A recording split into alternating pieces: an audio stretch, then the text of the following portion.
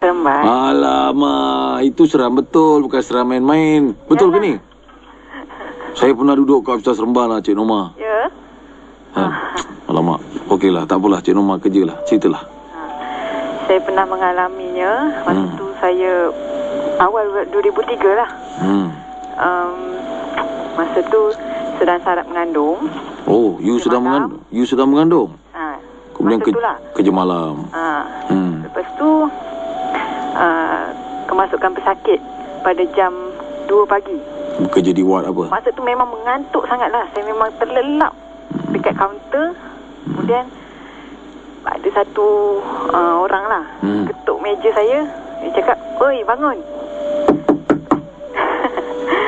Kemudian saya terjaga dah, tapi dengan keadaan memang masih mengantuk.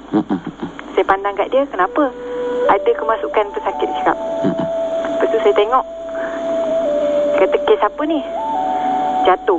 Lah, malam-malam buta ni panjat apa? Saya cakap macam tu. Tapi dalam keadaan mengantuk lah. Standard lah, nurse memang bebel. Okay, lepas tu? Okey, lepas tu saya tengok pesakit saya tu naik wheelchair. China lah. Okey. Pesakit saya Cina. Masa tu yang menghantar tu Melayu lah. Kemudian saya ambil tiket. Saya tulis lah kemasukan macam ni. Lepas tu dia tanya saya tender tu lah. Dia tanya saya, ni patient ni nak letak kat mana? Katil nombor berapa? Saya kata letak katil 16. Lepas tu dah saya tulis report semua-semua. Saya pergi kat katil 16. Saya tengok, mana orang ni? Tak ada, saya cakap. Lepas tu saya tanya kawan saya, mana pesakit saya yang duduk, yang baru masuk ni? Lepas tu dia kata, mana ada orang masuk time ni? Saya cakap macam tu. Terus saya kata, ada, saya cakap. Baru sekejap tadi saya kata macam tu kat dia. Lepas tu memang report tu memang saya dah simpan. Saya simpan sampai sekarang ni. Saya simpan report yang saya tulis tu. Lepas pada tu baru saya kata, tersedar, dan memang badan pun menggigil lah balik. Hello?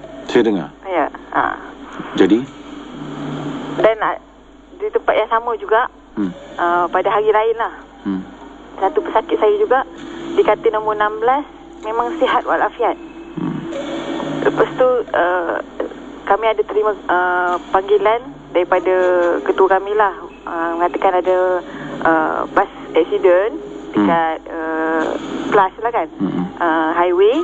So kita orang standby. Memang kita orang standby, sibuk masa tu pukul 5 pagi. Kemudian tapi memang tak ada yang cedera parah lah masuk kat ward. Saya balik pagi tu, saya tengok ada seorang pesakit tu, India tu, di katil 16 juga lah kan. Tengok masa saya balik, seberang jalan saya tengok dia menghadap kat saya. Dia cakap, dan saya dalam hati saya berdetik lah, patient ni kenapa duduk dekat bawah ni? Kemudian saya kata, ni mesti nak merokok ni. Biasa kalau patient nak merokok, dia mesti duduk kat bawah. Standard. Kemudian saya samba balik je lah. Bila nak masuk balik kerja malam tu,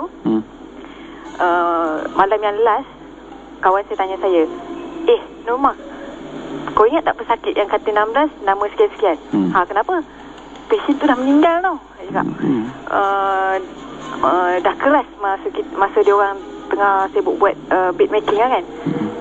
Kemas-kemaskan katil. Dia orang kata ada pesakit tu dah keras. Dia cakap macam tu, dah sejuk. Saya kata, how come? Patient tu saya nampak siang tadi pagi pukul 7.30 saya balik, duduk menghadap kat saya, peluk tubuh lagi. Saya cakap patient tu, macam mana pula boleh meninggal? Saya cakap sihat walafiat. Lepas tu kata, kawan-kawan saya pun terkedut bila saya cakap macam tu. Saya pun tak sangka lah. Memang banyaklah yang berlaku. Katil yang sama juga. Katil 16.